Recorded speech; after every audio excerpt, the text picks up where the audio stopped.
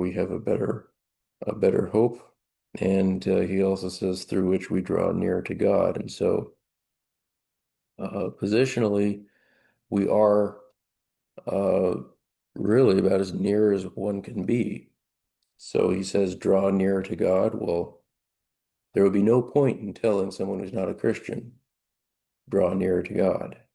I mean, you can try, but as a Christian, we have the possibility of living in our position and doing some of these things that other non-Christians just is not even an option.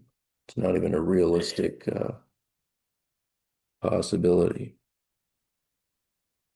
And starting next week, one of the things we'll look at is as we start dealing with um, being identified with Christ's death and resurrection, dealing with the sin nature.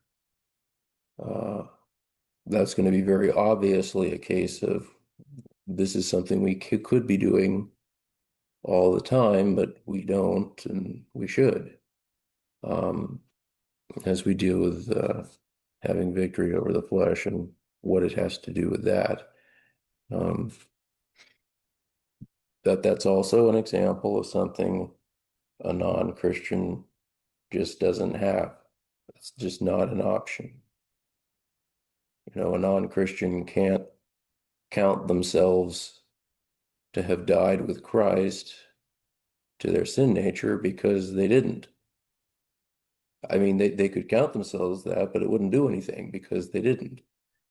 And so when we deal with some of these things with positional truth and we think about, well, why are we being told all this technical stuff and why are we being told for this to kind of shape our thinking? It's because, well, you put your head here, it will have an effect. And that's an opportunity that non-Christians don't have because it